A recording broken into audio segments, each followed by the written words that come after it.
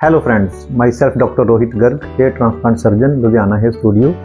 आज हम इस वीडियो में हेयर ट्रांसप्लांट का रिजल्ट किन किन चीज़ों पे डिपेंड करता है उसके बारे में डिस्कशन करेंगे। हमारे पास बहुत से क्लाइंट्स आते हैं जिनका मेन क्वेश्चन होता है भी हमारा रिजल्ट कैसा आएगा, जब हम बहुत दूर से आए हैं और हमारा रिजल्ट अच्छा आना चाहिए। तो जो रिजल्ट है हेयर ट्रांसप्लांट का वो फाइनल किन किन चीज़ों पर डिपेंड करेगा उसको स्टेप वाइज हम डिस्कस करेंगे। और जो हमारी वीडियो चल रही है उसके साइड में हम उसको डिस्क्राइब भी करते जाएंगे वीडियो में और ऐसा पिक्स में। जो हेयर ट्रांसप्लांट का रिजल्ट है उसमें सबसे इम्पोर्टेंट ग्राफ्ट की क्वालिटी आ जाती है। ग्राफ्ट की क्वालिटी का क्या मतलब है?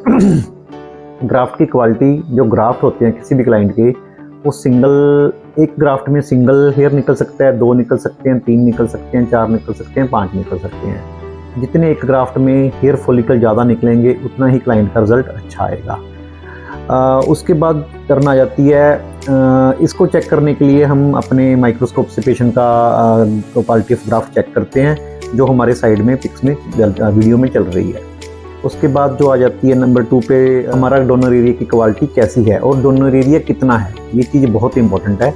डोनर एरिया हेल्दी है और जो डोनर एरिया की स्ट्रेंथ है वो कितनी है। अगर डोनर एरिया किसी क्लाइंट का हेल्दी है तो उसका डेफिनेटली रिजल्ट बेटर आएगा एज कम्पेयर टू जिसका डोनर एरिया वीक है। नंबर 3 पे आ जाता है रेसिपिएंट एरिया। रेसिपिएंट एरिया की बात करेंगे तो रेसिपिएंट एरिया में एक तो रेसिपिएंट एरिया कौन सा है और सेकंड कितना है। अगर किसी की फ्रंट हेयर लाइन बननी है और हाफ हेड है उसका डेफिनेटली रिजल्ट बेटर आएगा एज कम्पेयर टू जिसका फुल हेड है।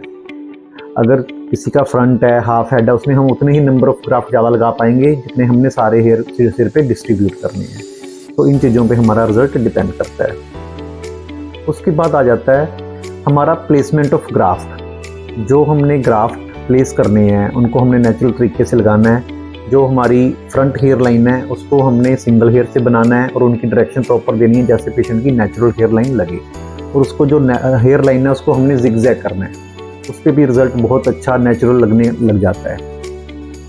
उसके बाद जो फैक्टर आ जाता है वो आ जाता है स्पीड। जो हमारी स्पीड है, स्पीड का ऐसे नहीं भी बहुत फास्ट हमने काम करना है, और जो हमारी ग्राफ्ट की लाइफ है उसको 6 to 8 आवर मानते हुए हमने ग्राफ्ट को एज अर्ली एज पॉसिबल हमने अंदर डालना है।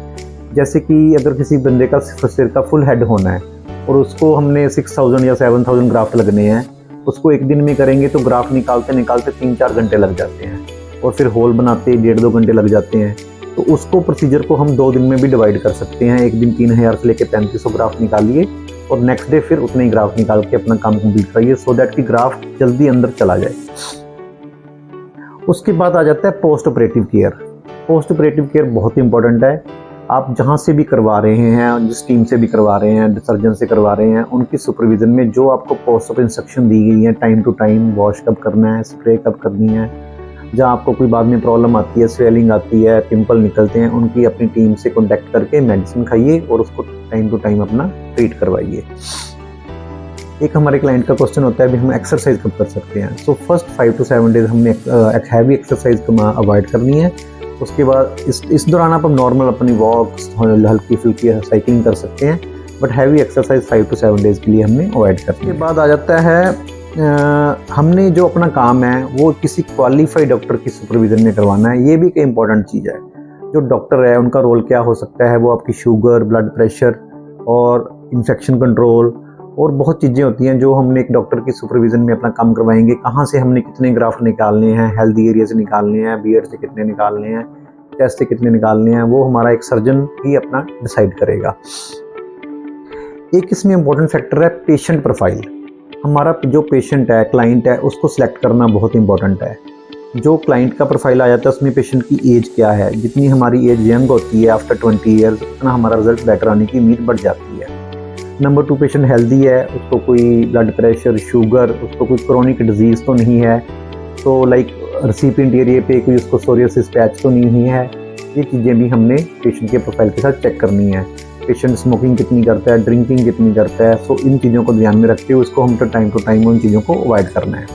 प्रेफरेबली ट्रांसप्लांट से 2-3 दिन पहले हमने अल्कोहल बंद करनी है। स्मोकिंग तो हम कहते हैं आप धीरे धीरे छोड़नी शुरू कर ही दो आफ्टर ट्रांसप्लांट। ये हमारे पेशेंट प्रोफाइल पे भी प्रोफाइल की बात होगी। जो इम्पोर्टेंट चीज़ है, पेशेंट की एक्सपेक्टेशन क्या है। ये एक इम्पॉर्टेंट फैक्टर है जो हमारे पास क्लाइंट्स आते हैं। सो लेट अस सपोज किसी 30 ईयर ओल्ड क्लाइंट का हेयर ट्रांसप्लांट हो रहा है, but because of his baldness वो 35 या 40 का लग रहा है। जब वो ट्रांसप्लांट करवाने आता है कहीं से भी, तो उसको लगता है मैं 22, 23, 25 साल पे पहुंच जाऊंगा। तो हमने ये चीज़, हमारा जो आइडिया है वो फिक्स करके ट्रांसप्लांट कहीं से नहीं करवाना। तो ट्रांसप्लांट कराने से पहले ये नहीं सोचना मैं यहाँ पे पहुँच जाऊँगा, मैं पुरानी चीज़ पे पहुँच जाऊँगा। तो जब आप वेट कीजिए 4 to 6 मंथ, आपका रिजल्ट कैसे आता है। आफ्टर 4 to 6 मंथ भी आपको कहीं पे कमी पेशी लगे तो अपनी टीम से दोबारा कॉन्टैक्ट करके वहाँ पे आप दोबारा भी फिलिंग करवा सकते हो।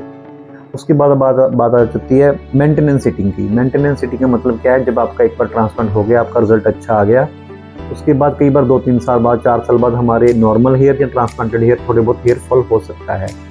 जब भी आपको टाइम लगे तो आप मेंटेनेंस सेटिंग भी दोबारा करवा सकते हो। फिलिंग, उस मेंटेनेंस सेटिंग में आप बीच में फिलिंग दोबारा भी करवा सकते हो। सो ये सारी चीज़ें हमारे रिजल्ट को डिफ़ाइन करती हैं। आई थिंक मैंने आपको बड़ा एलेबोरेट तरीके से समझाने की कोशिश की है। फिर भी आपको अगर लगे कोई चीज़ आप मेरे से मिस हो गई है या आप कुछ पूछना चाहते हो, तो हमारे कमेंट सेक्शन में या हमारे फेसबुक, इंस्टा पे, ये सभी जगह पे ये वीडियो होएगी। आप वहाँ पे जाके आप अपने क्वेश्चन पूछ सकते हो, और किसी ने अपना ट्रांसप्लांट करवाना हो तब भी हमारे से कॉन्टैक्ट कर सकते हो।